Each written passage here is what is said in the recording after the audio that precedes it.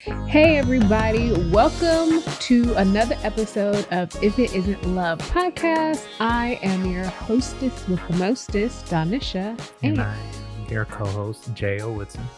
And we're happy to be back. Another day, another dollar. Money, money, money, money. Dollar, dollar bills, y'all. It has been an insane few weeks in these United States of America. Yes. The white's been whiting. But you know what? In all the craziness, I'm so appreciative of the internet. Mm-hmm. And these jokes. And I love us because what we gonna get is these jokes off. Very much so.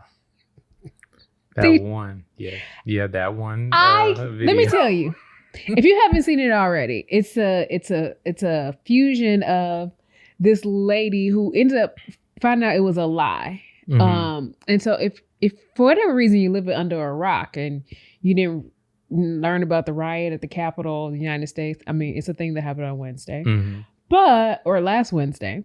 Yeah. But because there was a video that showed her with like an onion and a napkin. And she's actually not from Tennessee because somebody from wherever she's from, I forgot, like showed a picture of her in the yearbook, all this stuff.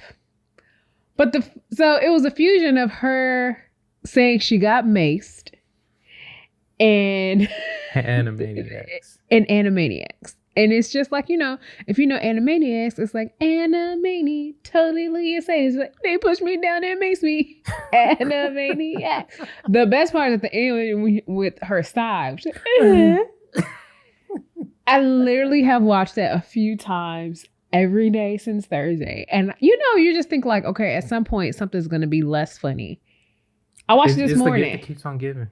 I watched it this morning and I cracked up like I had never seen it before. It is absolutely hilarious. There have been tons of videos and other gifs and memes relating to the craziness and the caucasity that has been going on, which, I mean, it's been interesting. Yeah. But I think luckily, like, I have the few people who are white that, like Kevin, I posted that video on Instagram on my stories. He died laughing and everything like that. Well, he didn't. I ain't playing around with 2021. It's a figure of speech. I know, but words.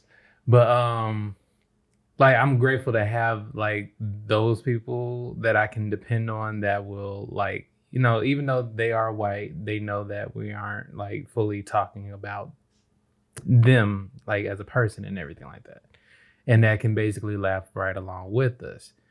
But yeah, like, just even watch it, like, I told myself I wasn't going to watch it, and then like it just kept on coming up on my news feed, like, because I was actually working at the time, and like part of my job is having to be on Facebook and everything like that, and I tried scrolling past it, but it was like a live feed of what was going on, and I'm like, y'all literally stormed the Capitol. And like, if we were protesting right now for Black Lives Matter, just for us to matter and for basically on police brutality, we wouldn't even gotten past that whole little wall that divide, or like what everybody was climbing and everything like that. We wouldn't gotten past the barricade. We wouldn't, yeah. And they was literally letting them in. Like, they opened up the barricade gate and everything. I'm like, interesting. Like, none of that surprises me. I think that's why I was largely unfazed and just trying to get the jokes in. Because none of that surprised me. Mm-hmm. People at work were like, I love when my white coworkers are so shocked and appalled. Like, people who actually give a damn. But I like when they're shocked, because it's like, they're just like, what? I can't believe this. And I'm just like, girl, where do you live? I don't want to know what America they live. Where do you live, girl? Do you live in your head where you don't see like this stuff actually happens? And as sad as it is, things like this have to happen you have to put some of this kind of stuff at the forefront, at the doorstep of the people who have the ability to passively accept what's going on. People who don't have to, white people and people who pass as white or people who have other privileges, who don't have to, who could ignore what's happening because it doesn't directly affect their life unless they put themselves in a space for it to do that. Mm-hmm. So I'm just like, where I'm not going to be up in arms about this. I'm not going to be upset. Because it's also just exactly what all the passive whites have allowed to happen. It is not, yes, you had the guys looking like they were something out of Game of Thrones, mixed with Duck Dynasty, mixed with the audience of Toddlers and Tiaras storming the Capitol. But It's the other people who allow that to happen. Right before the riot, Ted Cruz, who is Latino, which is just was doing a whole thing about less enacting an election commission or a commission to govern the country, something when they feel like the president hasn't been chosen correctly, something that hasn't been done since 1867. This man wanted to enact something that has not been done since 1867. 150 years ago, when it was real racist around these parts. Like, bro, you had your challenge. Your people had challenges back then too, bro. This man wanted to, but no, he. The other thing is he benefits from white privilege. Like, that's true. He might be Latino. Yeah, I said that, but he is white. So it's people like him. It's people like all of the Fox News people, all of the passive people. Like, yeah, you want to, but you created, y'all are Dr. Frankenstein, and now your monster is loose. And racism has always been bad in this country, but it has absolutely been radicalized and it has absolutely been revitalized in the last 6 years. So, just like, Malcolm X said, he said, I'm a farm boy. And so I take delight when the chickens come home to roost. This is what America is, what y'all created. And yeah, I'm an American. I live here. So it's not that I don't participate in my government. It's not that we're not affected at all. I mean, we pay taxes, but not by choice. But no, I'm saying it's not that I'm not affected at all. But I mean, this shit ain't new for us. So it ain't. Again, it ain't none of my black business. It's not affecting us in any way. Oppression, hardship. Y'all the ones, and all people who want to be oppressed, who thought it was so hard. Welcome. Come on in. Take a seat at the oppression table. Oh my God. That's what they want. So I thought it was funny, but I was just watching like I was not emotionally charged at all. I was like, I think it was more so like I wasn't how I was like last year, like screaming at the TV or anything like that. I was like, just shook my head and just like, you know what? I have no words. It's crazy because these people are so they're stupid, and the level of cognitive dissonance, that is going on with people just you're just presented with facts and it goes against what you've always thought. So you're just going to be like, no, this can't be it. Instead of just being like, girl, this is what's happening. This is the truth. And these are the same people who said that, if Joe Biden had lost, that Democrats wouldn't be able to take it. And, they keep saying like using off numbers, saying things like, almost half of America voted, so we got to give the people what they wanted. Like, that means that if almost half, that means that more than half voted for the other side. It doesn't matter. If almost half voted for Trump, that means more than half Which math, y'all? Just simple math. Quick math. If it was 49%, but 51, it was 30. It's just, I'm just saying, like, if it was, even if it was 49.99%, that means that 50.01 was on the other side. It means you lost. And y'all can't deal, and again, not oblivious to what's happening. We live in Texas, so I'm not acting like I don't get it, but it also is just like, it ain't like Russia just came in and just took over the election. Like, some elections that have happened in the past and everything like that, right? Yeah, I just hope that they're able to impeach him and we can move on. Yeah, he don't deserve no pension or nothing. I'm sorry. Yeah, I hope we can. I'm not sorry, but yeah, no, I hope we can move on with that. I hope a lot of things that people, I'm not gonna say people like, oh my God, you didn't say that, but I mean, a pox on his house, death to him. Like, I'm sorry, I'm not one of those people who wish my enemies well. That's crazy. Who wishes why do people do that? I wish my enemy well. Being the bigger person sometimes is overrated. I'm not the bigger person. That's just. It's not even about being the bigger person. It's if you're my enemy, you're literally against me. That's different from someone I'm indifferent about, like, somebody that I don't too much care about. Pineapple on pizza, fine.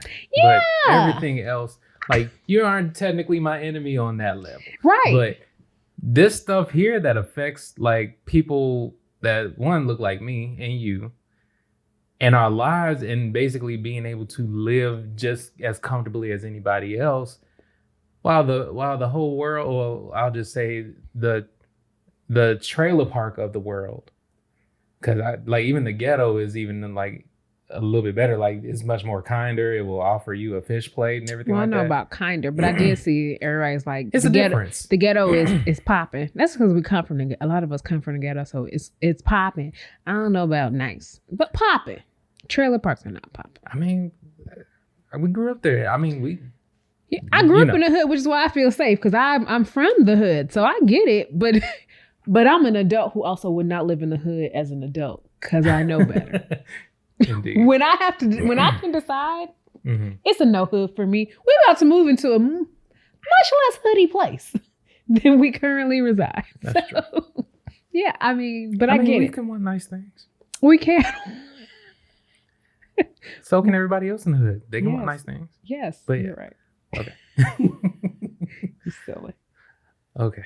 I'm not on that level. But that's what's been happening in America. So we would be remiss if we act like it wasn't happening. But, enough of that. What are we talking about today? Which is funny, because when we decided to talk about this yesterday, I was just thinking like, okay, I feel like we got to have rules. What do you mean? So we're going to be talking about relationship baggage. Mm-hmm. I don't want us to be angry with each other at the end of this episode, because it could be like sensitive things that we talk about. I don't know for sure. I just thought to myself, could this cause an argument? I don't know. When we talk about relationship baggage, when you talk about things that you bring into, usually people are talking about things that you bring into a relationship that adversely affect that relationship. And so I'm just thinking like we're going to be discussing it. And so let's just make a deal. We're going to listen to one another like always, but more so. Okay. And no fight. And it's like 5 minutes later. And see, because. And that's why they say no. Oh, okay. God. Okay.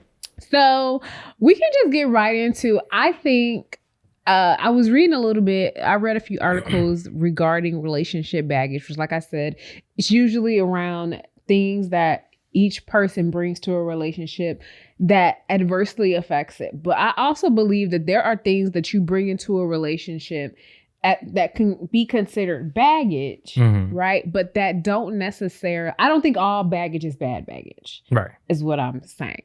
Because I think that there are lessons that we have learned. And yeah, it's like, I'm not other women that you have been in a relationship with, and you're not other men that I've been in a relationship with. But I think that sometimes one of us might do something that triggers something from before, or that a behavior that we notice, and or someone, no one's perfect. So you may have all of these qualities that I really love and admire, but there's this other thing that it's like, okay, well, that reminds me of a piece of baggage that I have. And so, you know what I'm saying? Mm. That could be the case. So I'm gonna let you start, because I like letting you start. In terms of, what do you believe is a piece or some pieces of baggage that you have brought into either this relationship, or maybe something you realize that baggage you would bring into previous relationships? That's a tough one. Only because I don't know where to start with that. Because like what I might consider baggage might not actually be baggage. Let's talk about it. So I think, like, even just from previous relationships, like one of them would have to be, I think I would have to say like trusting people around my stuff. Because like previous relationships, they would go through my phone and everything like that. Wouldn't find anything, but I'm like, okay, you literally are just over here just going through my phone, this, that, and the other. I'm like, and so when like this relationship happened, and like I guess like it's almost like PTSD a little bit. So whenever you would come by over, like at first when you come over and give me a kiss before you went to work and everything like that, pre-pandemic, and you would go to work. I'm like, okay, where's my phone? I'm like, because normally it would just be missing and everything like that, or they would try to slide it back in my phone on my nightstand right before I would wake up or anything like that. So it took me a minute to actually get. Why not need your whole face to open your phone now? I mean, I didn't always have that phone. I know, but true.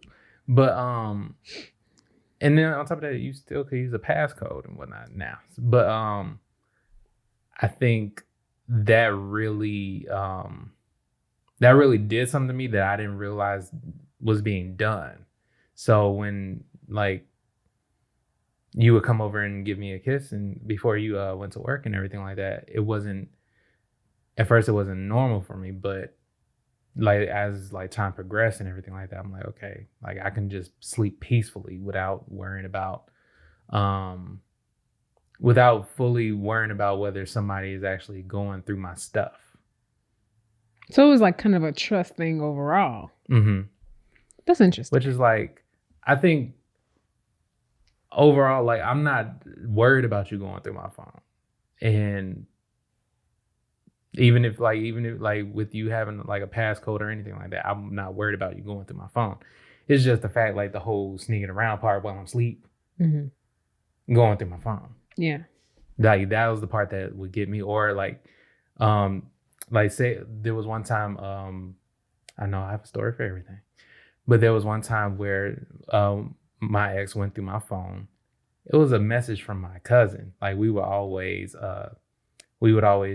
send stuff back and forth. Like, of course, I have like cousins outside of my blood family and everything like that.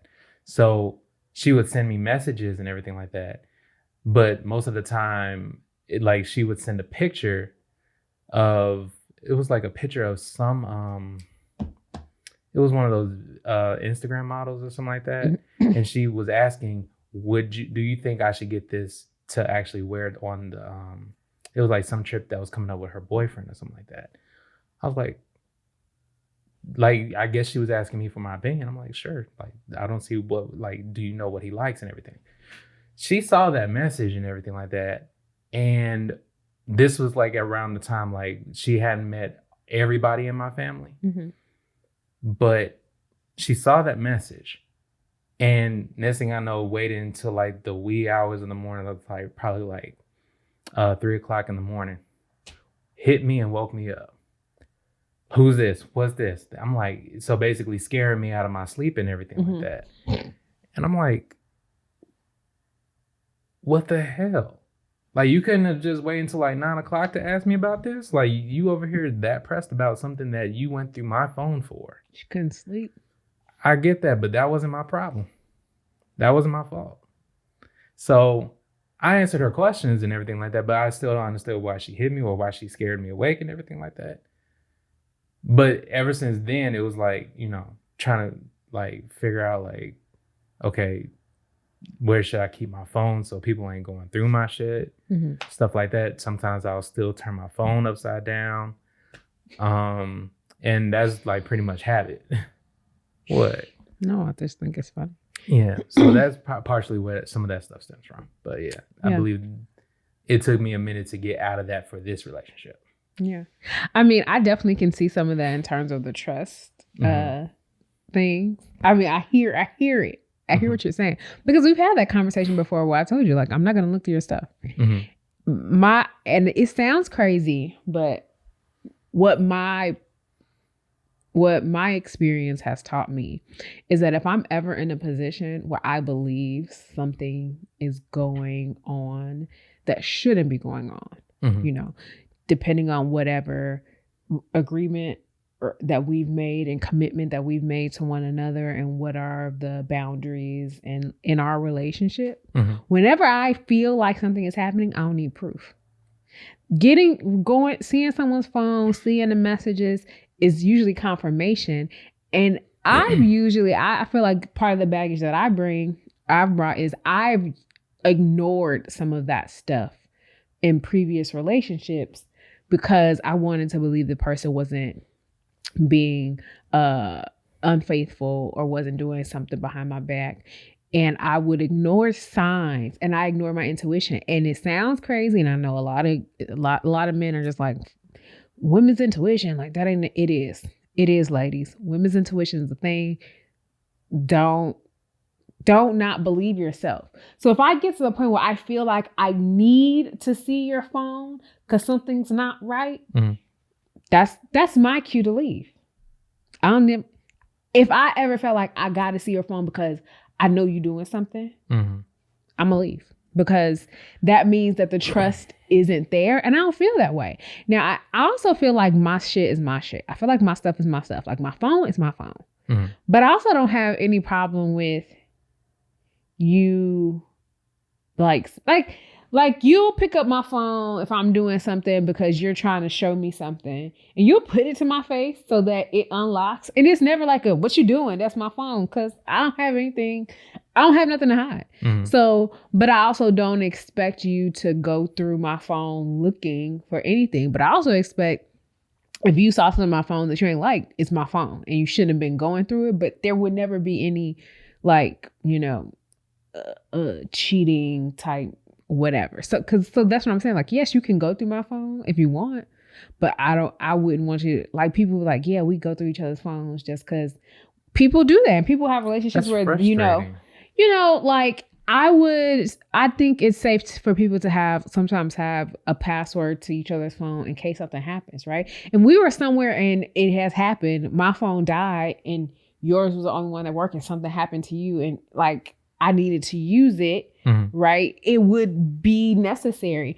When we had the phones with the thumb, like my best friends had their thumbprint could open. I think yours could before we switched these phones. Like their thumbprint could open my phone, because it's like if something happened, whoever's my emergency contact, you need to be able to open my phone in case something happens. Like it was, I think the first time Evie got it was just because we were riding one of those pontoon boats down the river, and my phone was doing the music and she couldn't change it. So I just gave her access. Yeah. So, but it's also just like my emergency contacts. Dre could open my phone. Like when if something happened, you need to be able to contact, at that time, like if you don't have my sister's number, my mama's number, like all that kind of stuff. I don't know. I feel like I'm not a child, so I'm not worried about people seeing something, because even in a relationship, I'm an adult. I'm allowed to have conversations that are not with you, that have nothing to do with you. You're allowed to have conversations that are not, I don't know. But people cheat, so I get it. People be cheating. So I do understand that. But I don't believe in cheating. Like, not because I would, if you want to just be with somebody else, just leave. Then leave. It is really just leave. Or tell the person you're not happy if that's the case, or whatever. I don't know. So, but I get the whole, I think when you talk about like bringing kind of like distrust, I think that, I mean, we've had instances where we've had to have that conversation about like, oh, maybe you, like when we talk about like privacy versus, it's just like, I believe, and it comes from our different perspectives of, what happens in a relationship. And I think that, you correct me if you think, if you don't agree, I think that in our relationship, I think how I view relationships, I think I view them a little like in terms of like ownership, like we don't own one another. So I think I tend to be more of the, like, you can do your thing. Right. And I think you may not be used to that. You said you're not used to that. Like, you're used to your relationships and your partners like wanting to be kind of like up your butt almost. Yeah, you kind of just reminded me of a point that I literally was trying to remember. Okay. So like I think there is a couple of times where I've tried to surprise you and everything like that, but I'm not very good at hiding stuff. Like, you're really bad at it. Oh, hush. There's some things I'm good at hiding, but like figuring out a place to like put. If you're talking about it, if I know about it, or like the idea, like your best bet is just to not say anything about it, right? So like you can't lie. You're not good at the lying part of it. Now it could be just I won't say nothing. But I think for the most part, like, so there have been a couple of times where I'm like texting one of my friends and stuff like that. But in the back of my mind, I'm like, okay, does this look suspicious? Does this look like it's going to be a problem that I'm texting somebody? Does it look like I'm trying to purposely hide something? Like, and it's like, I'm just basically trying to surprise you or figure out if there's something that I can do for you. And there have been like plenty of times, like in previous relationships, where I'm basically like, because of course I have majority female friends. I have a handful of male friends that I trust and that I can talk to about certain things like that. But if I'm looking for a woman's perspective and everything on certain topics, I will text one of my female friends. And so they, like, my ex would go through my phone and see that I'm texting about my relationship, like trying to figure out if there's like, does this sound like something that would be doable or anything like that, like a date idea or something like that. And it's not me trying to go on a date with them. I'm trying to figure out if there's a way for me and my ex at the time, or the girl I was dating at the time, could go out on a date and everything like that. And they would really get mad and pissed about that. I'm like, okay, I don't know what to do about that. But this is what I'm talking about. That's my point exactly in terms of ownership. I don't own you. You are allowed to have relationships with women that are not me. And as long as we have an understanding of what is acceptable and what's appropriate in our relationship, right? You're not going out and sleeping with other women. If you're not propositioning them, if you're not, I don't think there's anything wrong with it. Even the thought that you cannot have, and there's a difference between a romantic connection with someone and a relationship. You're allowed to have relationship with women that are not me, that are not related to you. And I know it is a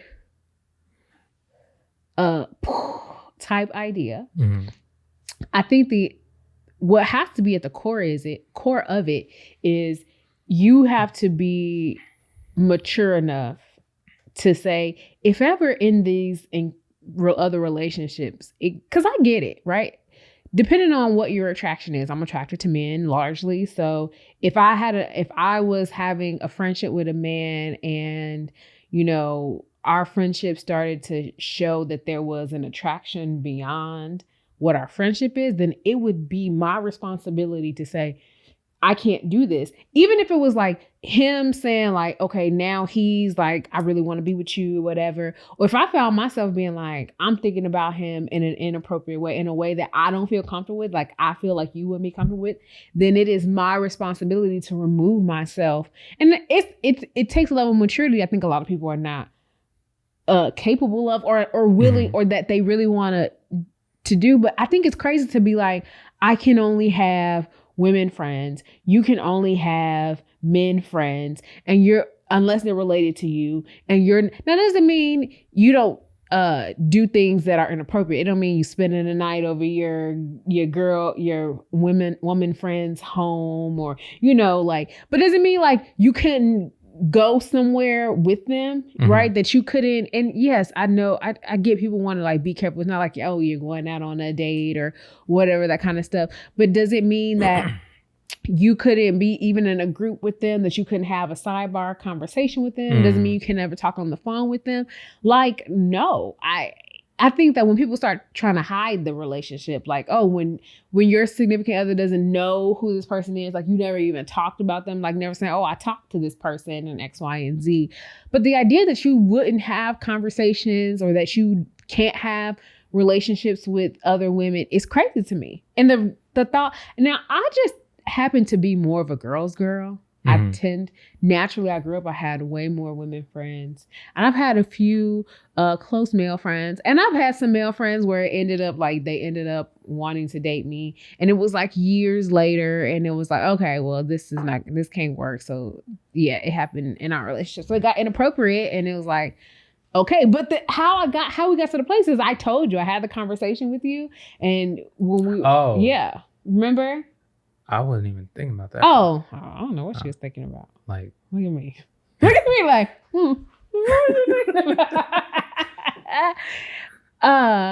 and like after having a conversation with you and me like still being in like a, you know, he had said that was in the past or whatever, even though he knew we were together, but he ain't on that right now.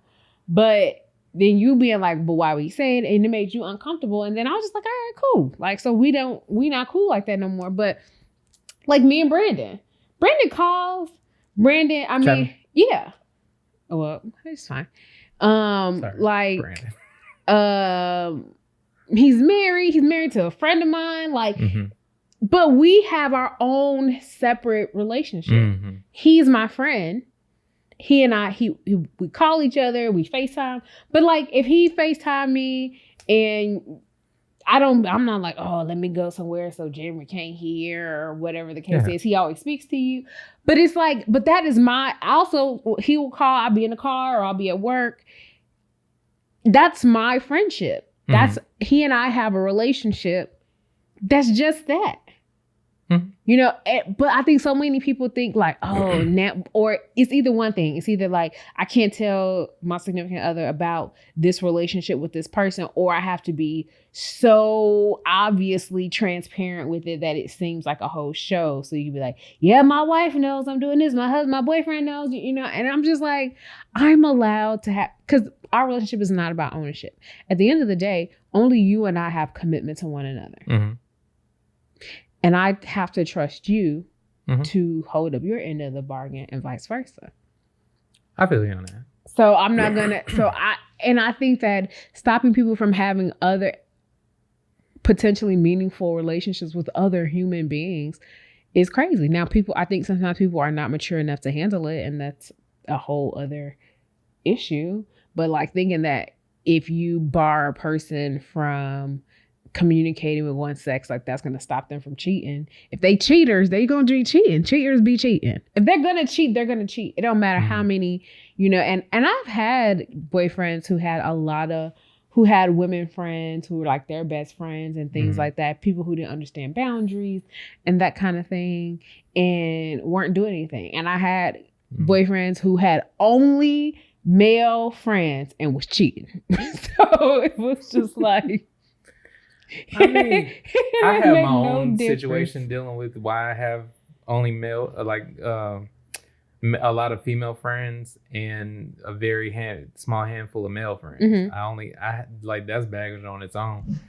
Like even growing up, like I only had one male friend, and that was because like it was like I don't know what it was about me or what it was about other people back then, that I just didn't get along with everybody or anybody. Like back then, folks thought like thought a lot of different things about me that weren't true, and so literally I stuck with one person the whole time.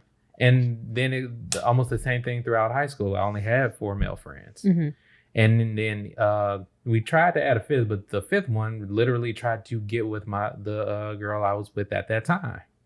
I'm like, okay, I need to keep this at a minimum, because it's like that's hard to keep track of, like trying who you can trust and who you can't. So though there are people who have been with me since since grade school that I keep close and everything like that. As far as female friends, like they are the ones who basically like they get me, or they get my jokes and everything like that, or they aren't necessarily as harsh in a friendship as my male friends. And most of the time, like if I'm with any of my female friends, it's like they're asking me about what they should do with the people that they are with, like as far as their relationship with their boyfriend. I can feel comfortable asking them, like, does this sound like I'm going crazy, or does this sound like something that I should do, especially in my relationship? Because I mean, granted, I've gone through some pretty cool relationships, but I don't have all the answers. So most of the time, like if I'm trying to surprise you or surprise anybody that I've been with, I will ask them, just in case if it's like something I need to run by somebody. Yeah, it's funny that but when you say like I don't know, it just maybe this. I think that also the attraction thing in terms of like the type of people you attract may have nothing to do with their gender, right? We talking about like, oh, because your women friends are less harsh. That's because you don't have my friends. Because my friends, I mean, yeah, but super harsh. And if I were just your friend, I'm not like a like a break it to you gently type of girl. It's just not who I am, because I feel like a lot of times you gotta like put people in you gotta shock people into whatever. But I think that it is a good idea. I just think ultimately, like no matter what, I think sometimes people try to not have the kind of relationships that they were naturally drawn to because our society sets us up in that way. And then if we do, then we bring that baggage. But I also understand why you would bring that, because a lot of people get jealous, right? And I find that sometimes me not being jealous could be a problem, because I don't want people to think I don't care. I mean, I don't think that is that you don't care. I just think, oh, my bad. No, I was going to say, I just trust. And ultimately, I'm never going to fight another girl about our relationship. The only time I would ever have an issue with a woman in our relationship is if it's that woman and I also have a relationship. So it'd have to be like one of my friends, because then ultimately they would be breaking a commitment and an agreement we have within our friendship. And that's my thing. Other than that, I don't, if something ever happened, I only have issue with you. I don't have issue with that other person. But I think that we deprive ourselves of really good, genuine relationships. But also, I think a lot of us are not taught how to have relationships with the opposite sex that are not romantic.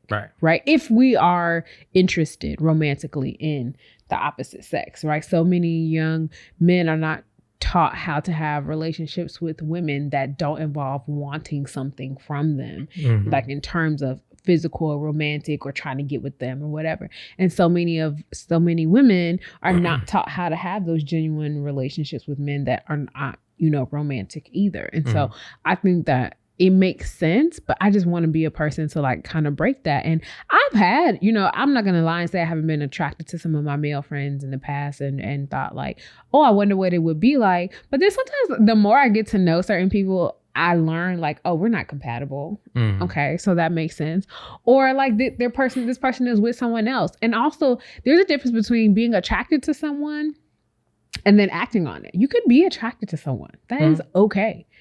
I don't expect you to be just attracted to me. I think it was weird probably if you were only attracted to me. Oh. The only attraction you should act on though is the one with me. You should go out and see other people and into the world, and you know what I mean, and see other women there and say like, damn, she's fine, or have a conversation with someone that just makes you feel like, oh man, that was nice to talk to that person.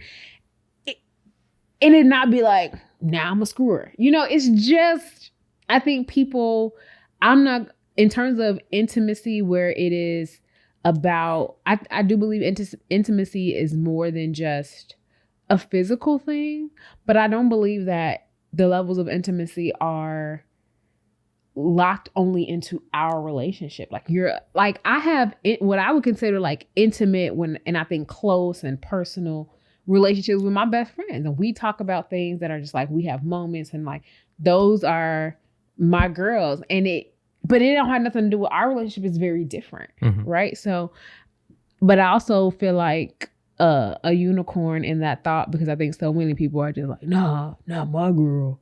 She ain't gonna be talking to no other dude. That's the thing. Whatever. I don't understand that thing. Like, granted, even just based off my past relationship, I would be more so inclined to be in that position, but I didn't want to come into this relationship thinking that same thought. As far as you having male friends and everything like that, because like previous relationships, there have been their male friends or people they've been in previous relationships with and everything like that, basically showing their ass and everything like that. I'm like, okay, so what are we gonna do about that? But and you mean literally showing their ass or like acting in the ass? Acting in the ass. Oh, I was so confused. Like even one relationship where they weren't never together, according to her. He basically messaged her saying, like she should leave me for him and everything like that. I'm like, okay, that sometimes comes with the territory. It is what it is. But what are we going to do about that? And it took her getting into another relationship for her to actually realize that sometimes letting go is a good thing. Yeah. But I'm like, why couldn't you have figured that out while we were together? It is what it is. But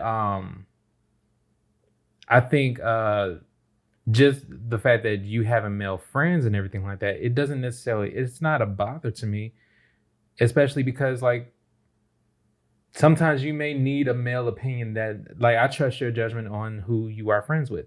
And sometimes you may need a different opinion other than mine, as far as especially if it's something dealing with me, you might need to have one of your male friends be a sounding board or something like that.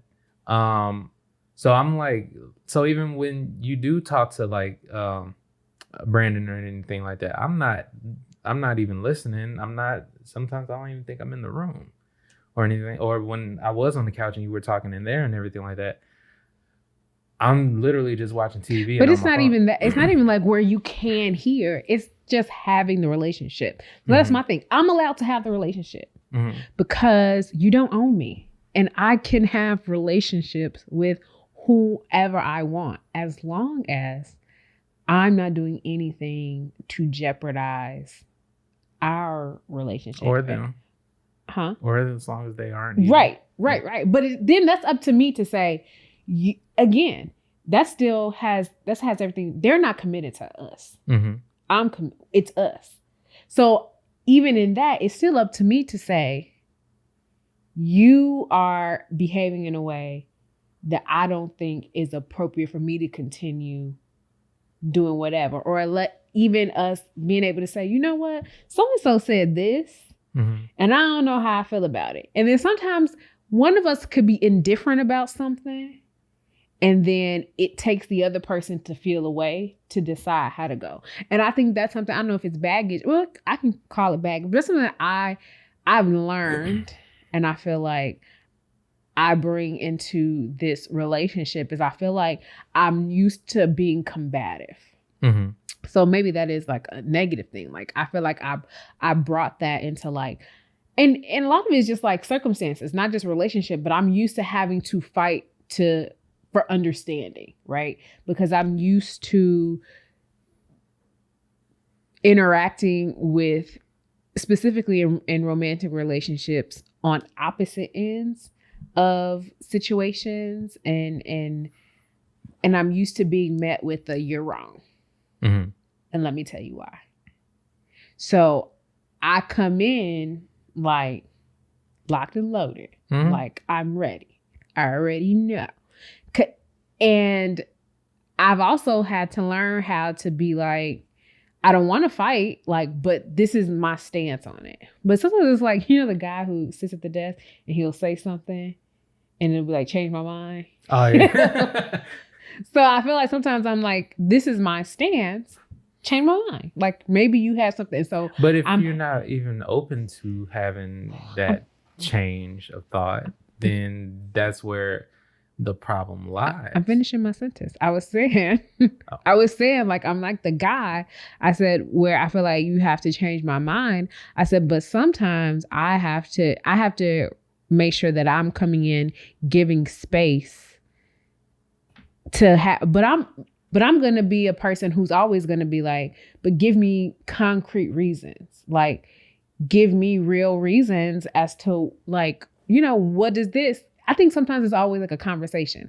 I think sometimes when we have conversations, it does also bring out like why somebody doesn't like something has something to do with their own baggage, right? Mm-hmm. Like I may have a problem with something and you come at me thinking like it's like nothing, not a big deal. But my reason as to why it's a big deal has to do with baggage that I bring and insecurities or something that I bring.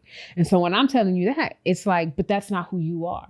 And that's not the person that you've proven to me that you are. Mm-hmm. So why am I holding you to something when it's like, well, that's not who I am. I've never made you believe I'm going to do this. Like, I never made you does something to make you believe I'd hurt you in this way. Mm-hmm. And I think when we talk about baggage, we're also bringing things into our relationship because it goes back to, I always say it drives me crazy in the workplace. People say, well, because we've always done it that way. Mm-hmm. When we bring things into our relationships, but it's like, well, that's because I've always done it that way. And we don't really take the time to think, why do we do it that way? Why? And that's how I get to the point. I know I've said it already when I talk about like ownership. I wasn't always like that, right? I was very like, you can't talk to nobody else and da-da-da-da-da and da-da-da. But I had to think about, why am I like that? Like, why am I that way? That doesn't mean that I believe that you can't, like, I should just let you go do whatever and be crazy. But if we have an established level of trust in one another, like, I have to just trust you until you prove to me that is a bad decision, that trusting is a bad decision. I feel you on that. I feel like there's a lot of, like, not a lot. There are some things in this relationship that I'm still getting used to. Like, okay, you bring in a lot of hypotheticals into our conversation. Okay. Like, you will ask me hypothetical questions. Okay. Because of how previous relationships have worked, I normally hate hypothetical questions. Because it normally never leads to, like, we could be talking about something hypothetical in a relationship, in my previous relationships. And over here, like, we're happy one minute, and then next thing we are just literally angry at each other because of my answer. I'm like, why are you bringing stuff up that one hasn't even happened? Mm-hmm. Or one that we are, just because your friend's relationship has experienced it, you want to bring that into ours. Mm-hmm. So I think I entertain more hypotheticals in this relationship, but normally I wouldn't. Okay, so I have a question. Oh, Lord. Do you think, because I hear you saying that, and I instantly thought of a moment in which this happened, that you will sometimes, because you come in with that, me not knowing that, you hate hypotheticals and this will happen, but you go into, if I pose a hypothetical, you go into it already like, here we go, it's going to end this way. So you push us into that direction. So you push us into combat mode when I'm just inquisitive. It is who I am. You know, the little kid who's just like, Mom, why is the sky blue?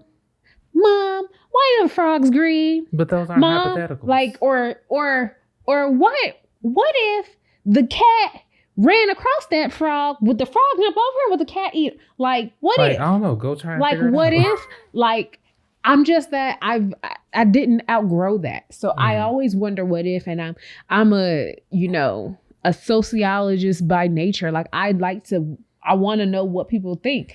I also think that in relationships, especially if we don't have not only in relationships, but I think just in what we do in trying to have conversations, I want to think about like, hey, what if this happened? A lot of times I might see something on TV, like, because it'll happen when we're watching TV, right? We were watching Grey's Anatomy, and Grey's Anatomy gives you a million scenarios. So sometimes it's just like, hey, well, what would you do if you were that person?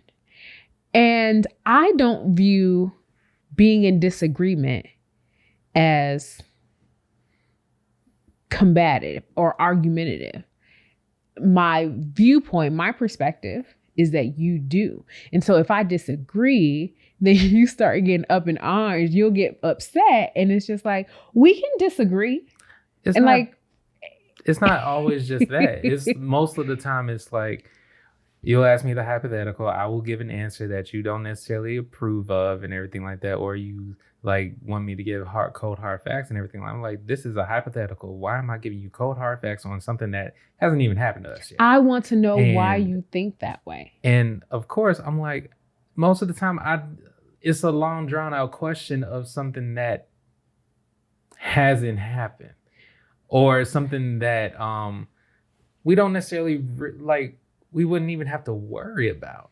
And it's like, I don't, like, even in previous relationships, it would be something where like I'm over here answering honestly, truthfully, and everything like that, giving my opinion, not necessarily facts, just my opinion. And all of a sudden I'm being judged and ridiculed on my opinion. And this happened here before too, but at the same time, we bounced back from it. Or at least I felt like I was being ridiculed or judged. And I'm like, why am I feeling this way on a hypothetical? So I think, and this is just my vantage point again, the last part that you said, that's it. You take this previous experience. And so again, me being inquisitive and like to have conversation. And I don't always want to talk about the weather or like boring, very surface level stuff. You're the person in which I have the most intimate relationship with, because you're not only a person who I share my body with, but you're a person who I share some of my innermost stuff. Could you be mature? Gosh. Okay. I was trying to be mature. Gosh. Who I share intimate moments and thoughts. So I'm interested in what you think. I'm interested in why you think. I'm interested in what experiences and thoughts you've had that form the way you think. As a person who I plan on creating life with, I'm interested in why you think the things you think, because you will teach my children that.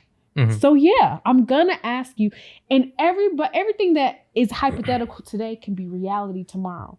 Everybody who is divorced, it was hypothetical one day until they were standing in front of a judge or somebody signing papers, because they never thought they'd be there. I think the things that people think they never think of, and anything that I think that when we think of a lot of stuff, you think like, think of something that you thought that has happened that you thought, I never thought that would happen to me. Yeah. There could have been a time a few years ago you never thought that happened, and then like you're living in it or living through it, or it happened and you had to deal with it. So I think I ask questions, and so I will take ownership. I don't want you to feel like, I never want to feel like an interrogation, right? I'd be really interested. But I think that if you come in with it and if I say, hey, if X, Y, and Z, what do you think? And then you say something and I say, okay, well, what makes you think that way? And then you're like, but you come in like, oh, why am I wrong? Why is she judging me? I just want to know why you think that way. But you come in hostile. So no matter even if I said, hey, why do you think that way? What do you feel? Like you're already thinking I'm judging you when I just want to, honestly, I want to know why you think that way. I want to know, even if it's like, I've never experienced anything that would make me think otherwise, that this is right. Or when you start saying like, oh, and I grew up, that's how we found out a lot of stuff about like why we always go back to cleaning, but like a lot of that and why I've learned to why I don't get mad about certain stuff and why we can have conversations is because when I ask those questions, you told me like, it ultimately boiled down to this is how I was raised and this is what happened in my house. And so this is what growing up looked like for me. So it gave me a picture of what that looked like. And it was very different than how I grew up.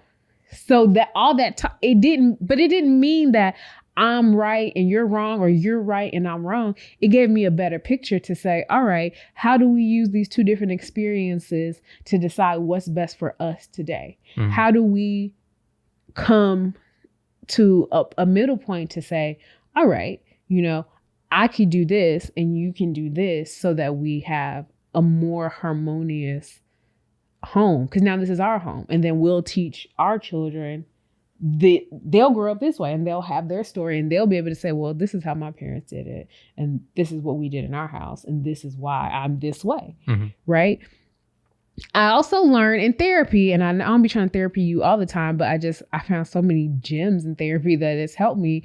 Like sometimes we think things are normal or this is the way it should be. And I'm telling you, the one question my therapist asked me that like wrecked my whole life. And she asked me like, what if I told you that wasn't normal? Like, I learned a lot of stuff that I thought was regular growing up was like, I was doing as a response to trauma in my life. And I didn't realize it.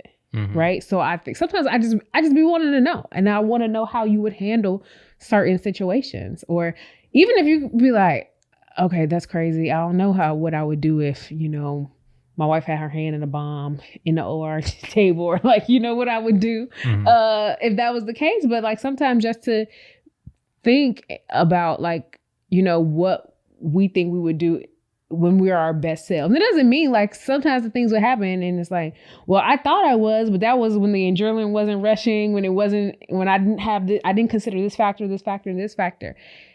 And I don't mean to do it in like in a judgy way. I just really be wanting to know. That's it. And I don't want to know like why it differs. And then I want you to understand like, this is why I would do it this way. Mm-hmm. Right. And I get why it would feel like, oh, you're judging me. No, I'm just saying like, this is how I would do it. And this is where my line. So you then have understanding of where I come from. That's just how I process things and how I think. I really try not to go into things like uber combative and like ready to fight. I've done it so many times. So in this relationship, I try to come in with understanding. I try to go in with like, I don't want to fight. But because I don't want to fight doesn't mean I don't want to have a conversation. Mm-hmm. I don't know. There's a reason why I don't even ask hypotheticals. And that's partially because of it. Is because I don't like it. I guess it also depends on the subject, like of like what we're trying to figure out and everything like that. But like just based off of like emotional or like when I'm looking at different cues on people's faces and everything like that, I'm like, okay, they're not really enjoying this part. Especially like asking those questions, even just the hard questions.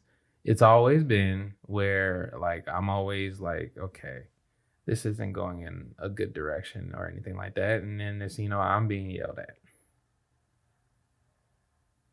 So I'm not yelling at you. Hmm? I'm not gonna yell at you. I yelled at you that one time, but I was playing around. It wasn't in one of those conversations. But it's again, I just also think we can have conversation where we're not like, I think it's always easy for us and just people in general, right? Not just us. When people are having conversations and it's just like, yay, yay, yeah, okay. We talk about like, yeah, we're in an agreement. Like when we talk about the food at the Capitol, right? We're on the same side. So it's like, oh, because we both agree, this conversation is just rolling. What happens if we're having a conversation? What if we're on opposite ends of it? But it doesn't. I believe that those conversations are necessary as well. And I believe those conversations bear good fruit as long as we respect one another in our relationship or in our conversation. I think that's where people have, because then people say things that, because they get frustrated. So that's when people say things that, cut below the belt, or they say things that are not as nice or whatever, because you're trying to get your point across and you're on opposite sides. So I think that it's still important to be like, I feel this way, and I hear the facts that you're giving, I hear what you're saying, but I don't agree with that. And I think that people have to learn how to disagree and how to argue with one another without it being like, and now we're mad at each other. It could just be like, we don't agree about that. Okay, now I'm gonna go have some Skittles. Like, I don't know. And I think that I used to bring that kind of baggage into my relationships. Like, well, how somebody was in this relationship. So, but I try really hard to make sure that I don't, like, you're not anyone else that I've been with. But it also doesn't mean that I'm not aware of like certain things that I'm like, well, I don't like this.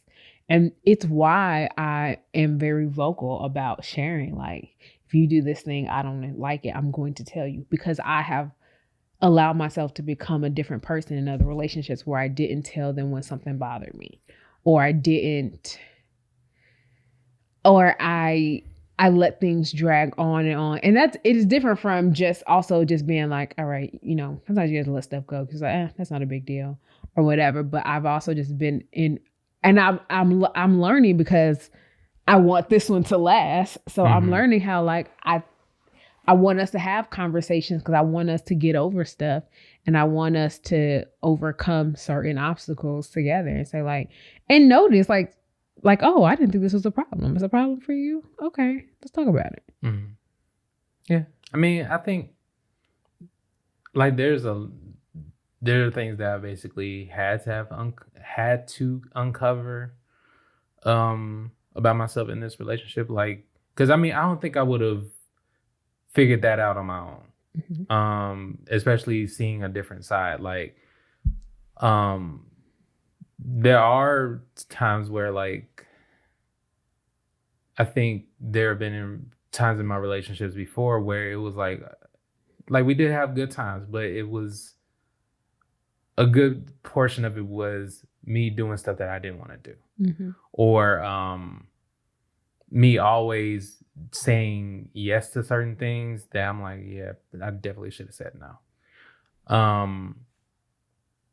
And even still, like, even some of the things, like, I think one thing in particular that has happened throughout each relationship was like the inequality in expectations. Like, as far as they'll expect for me to do something that they wouldn't do for themselves, and it is frustrating. Only because, like, okay, say if like there have been times in, like, even in my previous relationship where she will basically yell and she'll basically get loud with me about something that I did. I'm like, do you realize you just did this same thing yesterday? Why are you yelling at me? I didn't yell at you. Why are you yelling at me? Yeah. Or even throughout some of the relationship, like say if there was, that's probably not appropriate. I'm scared. I don't know. You said they inappropriate. No, it's like, okay, it's probably like TMI or something, like something that's much more personal to them. where like there will be something that I noticed, and next thing you know, I'm just like, don't say anything to him, just do what you need to do about it and go on about your day. But if I leave, like, say, maybe like paper towel on the side of the sink and everything like that, it's a big issue. That type of thing. Or if, what? As a person who menstruates, I think it's different. Like I try to watch. Like I know you're not talking about me, but I think I'm a person who like I try to make sure that I don't drip blood when I'm on my cycle or whatever. But sometimes you miss it, and I've like gone back to the bathroom the second time I had to go and noticed something on the floor and was like, okay, let me wipe that up. I'm just saying, like something like that to me, like I think is different than like, leaving a paper towel. I'm just talking about like from a bodily fluid perspective. Like, I mean, sometimes like if you leave a little pee on the seat, I'd be like, oh, okay, let me get a napkin, wipe it, and go pee. Yes, you have. It's fine. But it happens. I don't think you was just like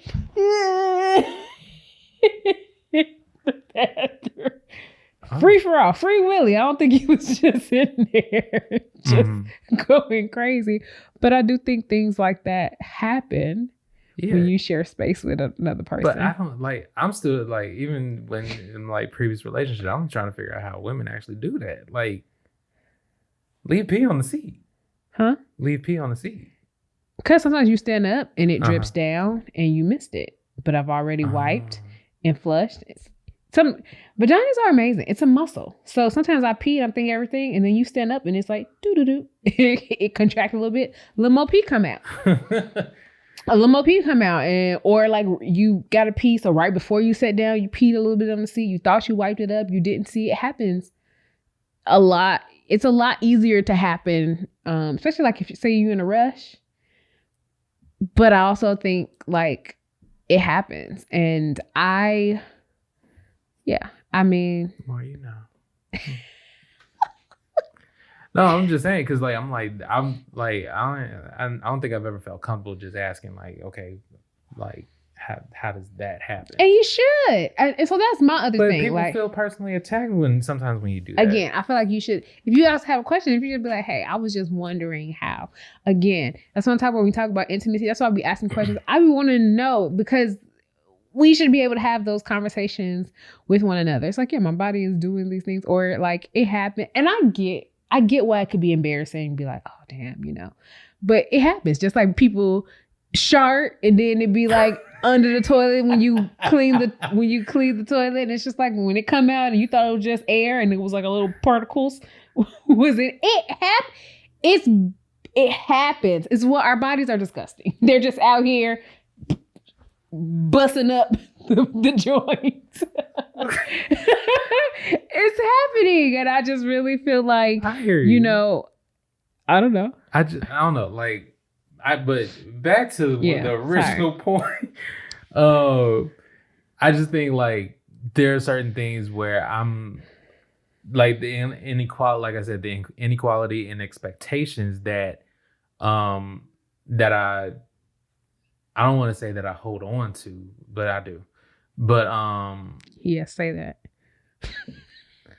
Anyway, but I'm just trying to agree. No, because it's like it's frustrating when people expect for somebody to do something that they won't do themselves. Like as far as what? I'm listening. Sorry. Yeah, my eyebrows went up. I know. I'm sorry. I felt it. Yeah. So like even like I said, in my past relationships, they would expect for me to do something that they're not doing themselves. That I'm like, okay, you're yelling at me for something that you just did probably about like 30 minutes ago. And I ain't say nothing. I just did what I need to do about it. So are you mad at yourself for not saying something? That part too. But also more so, how do you like, even with, this is what I'm about to get into is probably much more of a pet peeve. So it doesn't even factor. But But yeah, that's one of the things that I'm like, okay, every single relationship has always been that same thing, like inequalities and expectations. And so, I mean, I think you already know where I stand on this, and I'll make this my last point. Is because I don't believe in equality. And this is not only in relationships, I believe in life. It's not about equality, it's about equity. And it's different. Part of it you've already admitted is if person A gets mad at something that person B is doing, person A is also doing it, but they don't realize that they're doing it because person B, even though they've noticed it, decides to never say anything. Now you're trying to figure out why. Like, you know, if person A was always tinkling on the seat a little bit and you never said anything, but you was just like, well, I'm gonna piss on the seat too, because I'm not saying you would do it on purpose, but you do it because you wouldn't, and then they get lift the toilet seat up. I'm just saying, this is an example. This just, I don't know. I'm just making this up. Okay. I'm trying to just like simplify it, like putting it in this context. But person A doesn't know that they're doing it, right? But if they knew that they were doing it, they would, because they wouldn't want to see it. They know they don't want to see it because person B is doing it and they don't like it. But so it's supposed to person B saying like, I don't enjoy it, and now I'm not condoning person A yelling at this person, but just say they weren't yelling, taking the yelling part out. Say they were like, I don't like when you do this, and they're like, well, you did this too. It's like, okay, did I? Like, I know, and now it's gonna make this part. It should, in an ideal world, make this person more vigilant to say, or to like not do that thing because they also don't like it. I think that it's important in relationships for people to have conversations about what they like and what they don't like. Because I don't believe in equality, because there are things that someone will do because they don't know that the other person minds it or doesn't mind it or likes it or doesn't like it. And they feel whatever kind of way about it. They may not feel the same way, right? And because I can't believe that everything I don't like, you don't like, or everything I like, you like. So I personally really dislike a tit for tat type thing because I don't believe everything is 50-50. It is not. It is not in every single thing. And so I really believe in like the equity of it. If you like, you know, if you love Reese's sticks. I don't like Reese's sticks because I don't like the cookie chocolate thing. You know, like Kit Kats, like I don't like that. So it would make no sense for you to be like, oh, I have a Reese's stick, I'm gonna split it down the middle. So you get half and I get half. It doesn't benefit me to have half of something I don't want. Okay. No, what were you gonna say? We're not talking about stuff that you would actually want. No, but we're talking about like the stuff that would basically, okay, say if it was you. I'm not saying this part was you. That, okay, you're telling me or saying like I did something that you didn't like, or I left something there and everything like that. Or maybe on the sink or on the sorry. Bless you. On the floor or something like that, or there might have been something left on the couch or something like that. And say you were yelling at me about that. But literally probably the day before you did the same thing, or even before, like, because there have been times even in previous relationships where I have explained to them like, or said that you left this there or something, or didn't put toilet paper on the toilet roll and everything like that. And they would literally get combative about that. So why would I even just bring that up? Maybe you wouldn't. I don't know. I hear what you're saying. Like, it's like a lose-lose situation. Like, one, if I do say something, that person's combative about it. Or if I don't say anything, they're going to yell at me about something that I didn't even do. I hear what you're saying. I still think it's important to have the conversation I don't think it's lose-lose. I think it's important to have a conversation. I think, but it's also when you do, you have to have the perspective of sometimes it's like, oh, okay, but how often do I do that? And will it bother the person though? But will it bother the person? I think that there are certain things that you might do that don't bother you if you did it. And like, if I did it, you wouldn't care, but I care. And so it's like, well, could you not do this? Because this bothers me. I dated somebody who, in how I talk, I'd be like, shut up. You talk, you be like, shut up. And he hated it because he always felt like I was telling him to shut up. Even though that's how I talk, literally, even to my mom. I'm like, shut up, right? I don't think you like when I say shut your face at first. No, I don't mind that. I hate when you, even though you still, I'm learning. It's I'm hard. learning. And it depends on the context, right? Mm-hmm. No, like that's fine. Say like you're answering me. I'm saying like, right? And you're saying, Like that's different. When we're arguing or when we're having a conversation, or if I say like, can you do that? You'd be like, like you really don't want to do it, or you're really trying to stop yourself from saying something rude, or you're really not trying to hear what I'm trying to say. I view that as dismissive. And sometimes, or if I say something and you'll just be like, and then you'll go back to doing whatever you're doing, it feels dismissive to me. We've already had the conversation. You told me like, that's not what it is. Sometimes I have to just tell myself like, woosah, I give myself a few seconds.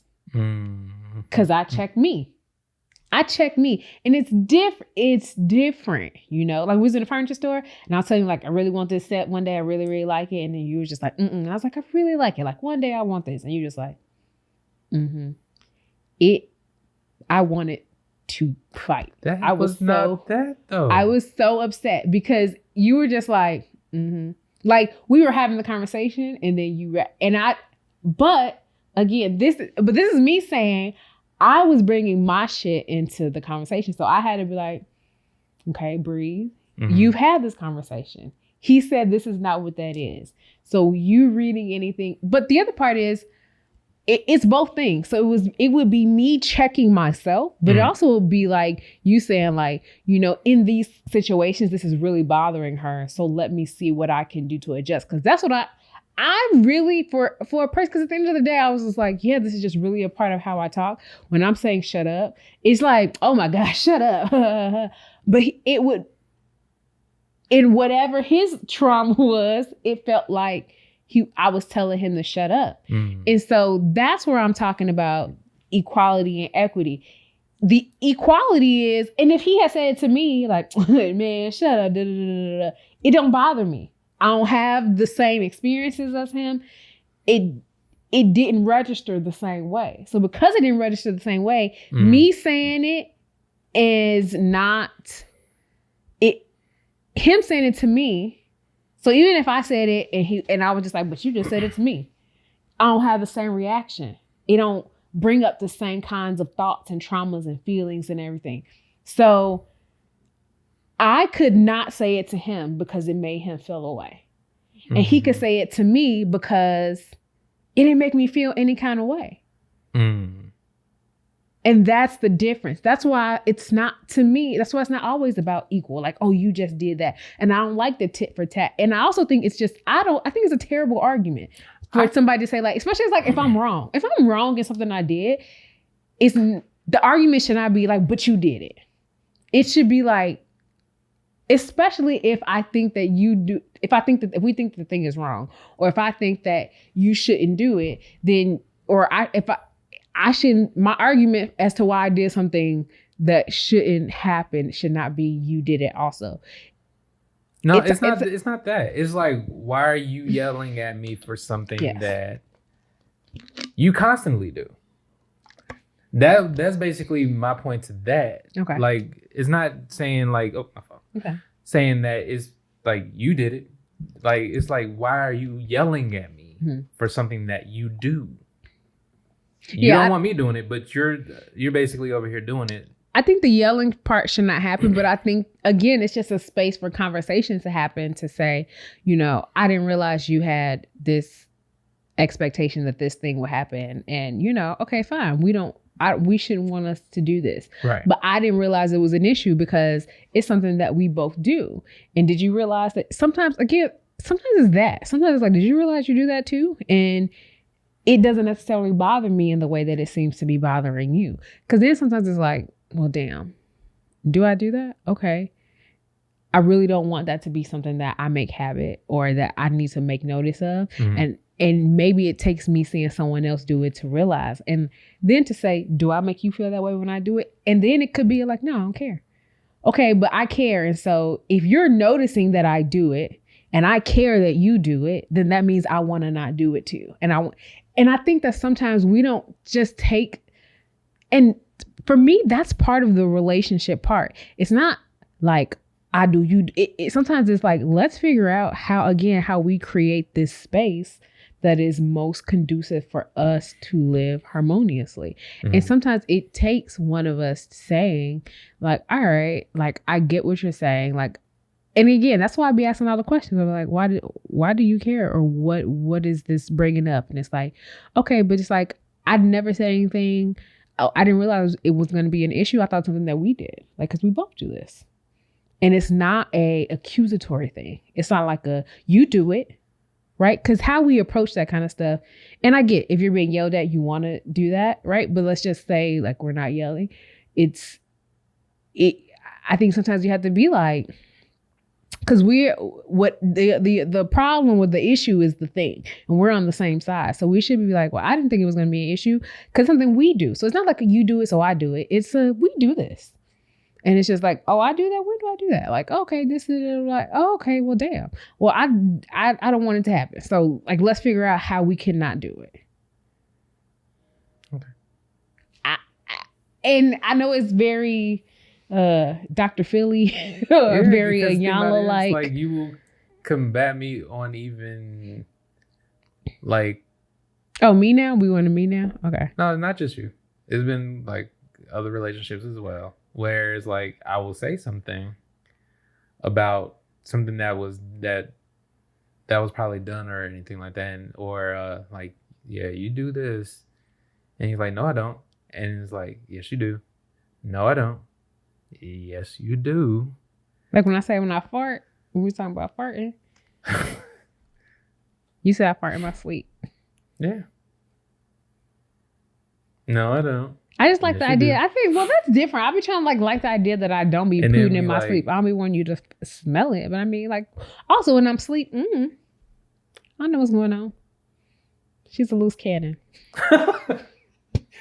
But I don't know, like, there have been like instances in my previous relationships where it's like they will deny till they're blue in their face about stuff that I'm like, you do realize I live with you. We live in this space together. I see you in the same day most of the time because we like, if you don't have to go to work or if I'm spending a lot of time with you and everything like that, I notice things. You do this thing. So it's like in previous relationships, like they will deny it until they're blue in the face. I'm like, you know what? What's the point in me even But it's also, I think, like if it's again, I think that it goes back to if it's an issue, have a conversation, but it figure out in a way that it's not accusatory, right? I think, and I get where sometimes it happens. Sometimes. How do you say, yeah, you do this without sounding accusatory? Like if it's something where like, you know, like, for, like say the whole passing gas thing, like, yeah, you do this thing. It's not necessarily me accusing you of doing it. It's the fact that you just like, I'm letting you know you do it. But like how it ended is because I was just like, no, I don't be farting in front of you. And you just like, babe, you fart in your sleep. And I was just like, oh, well, that I can't, because I cannot argue if I probably do, but I'll be asleep. But I know for me, it started off as when I'm awake, like I try not to. Until you was just like, oh, be free. And then when I did, then you was acting all crazy. I don't know about be free. Yeah, you told me don't. Because when I was trying to lock the covers down, you was just like, why you doing all that? You put it in your sleep anyway. So I was like, all right. So then when I let it go and you heard it, you was like, oh, I don't want to hear it. Pick a side. What you want? What you want? Like, you want it or you don't? No, because like, okay, this might be TMI, but it's hilarious.